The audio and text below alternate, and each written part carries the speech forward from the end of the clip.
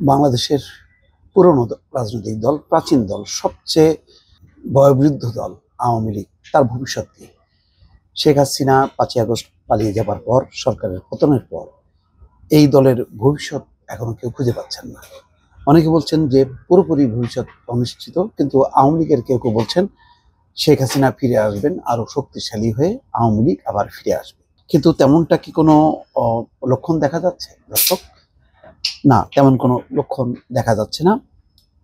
Barrister Andalib Partha সম্প্রতি একটি টেলিভিশনে, যমুনার একটি অনুষ্ঠানে তিনি এই দলের ভবিষ্যৎ সম্পর্কে কিছু কথা বলেছেন, খুবই ইন্টারেস্টিং কিছু তথ্য দিয়েছেন। সেখানে বলা হচ্ছে যে 1975 সালে আওয়ামী লীগের একটি রাজনৈতিক হত্যাকাণ্ড হয়েছে, 1975 সালে, যে কারণে এক অর্থে তখন দলটির পতন হয়েছে। কিন্তু এই আওয়ামী লীগের পতন হয়েছে, এই পতনটা বাংলাদেশে কখনো হয়নি। যার কারণে আমি বারবার বলি, জেনারেল এরশাদের পতন হওয়ার 3 দিনের মাথায় মিজান চৌধুরী তার বাড়িতে দল বানিয়েছিল বা দলের অফিস বানিয়েছিল। আজকে 7 মাস হয়ে গেল, আওয়ামী লীগ কিন্তু একটা কুঁড়েঘরও খুঁজে পায়নি। এখন কুঁড়েঘর পায়নি নাকি কুঁড়েঘর খোঁজেনি, সেটা একটা প্রশ্ন। পার্থ বলছেন যে আওয়ামী লীগের ভবিষ্যৎ কি হবে সেটা নির্ভর করে দলটির নেতৃত্বে কে আসবে।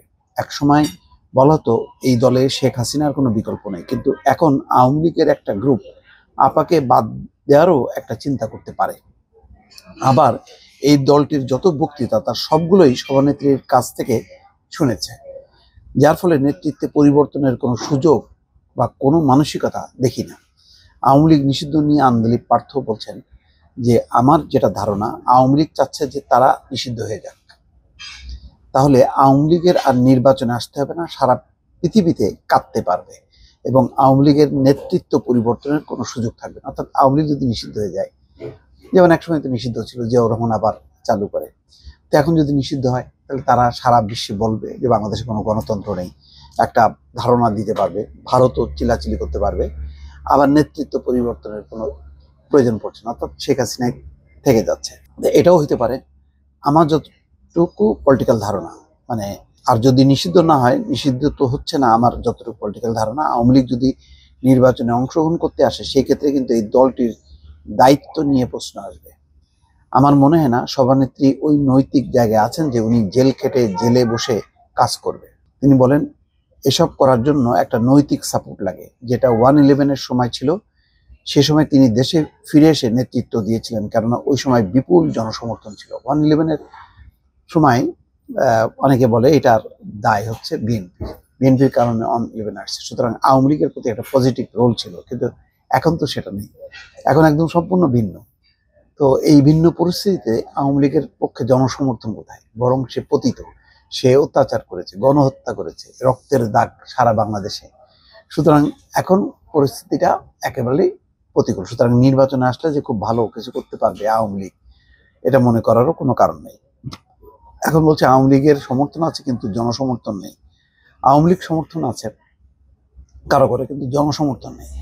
হাসিনার ঘুরে দাঁড়ানোর রাজনীতি কতটা সফল হবে, এই প্রশ্নের জবাবে তিনি বলেন ঘুরে দাঁড়ানোর যে রাজনীতি, সেখানে একটা নৈতিক জায়গা থেকে আওয়ামী লীগ কিন্তু 75-এর পরও ঘুরে দাঁড়িয়েছিল। এই দলটি কিন্তু 1/11-এর পরও ঘুরে দাঁড়িয়েছিল। কিন্তু এখন আওয়ামী লীগ চোর, দুর্নীতিবাজ, হত্যাকারী। এখনকার আওয়ামী লীগ এস আলমের পকেটে, দরবেশের পকেটে, আরো অনেকেরই পকেটে। এক একটা এমপি মন্ত্রীর 250-300 বাড়ি। শুধু তাই নয়, একজন পিয়নের কাছেও 400 কোটি টাকা। এই দায়গুলো আপনার নিতে হবে, অর্থাৎ শেখ হাসিনাকে নিতে হবে। তরুণী রাজনীতিবিদ বলেন আওয়ামী লীগ এখন দেশে বিদেশে বদনাম হয়ে গেছে। এই দলটির হাতে এখন রক্ত, 3বার তারা গণতন্ত্রকে হত্যা করেছে। তো এতগুলো অপকর্মের দায় নিয়ে এমন কোন নেতা আছে যে সে এসে বলবে আমি ঘুরে দাঁড়াবো? আর যে আসবে সে তো এখন এবিএন পানি খায়নি, তার তো মানসিকতা পরিবর্তন হয়ে গেছে। সুতরাং অনেকগুলো প্রশ্ন তিনি সামনে এনেছেন এবং এগুলি যথেষ্ট পরিমাণ যৌক্তিক। দর্শক ভালো থাকবেন, আল্লাহ হাফেজ।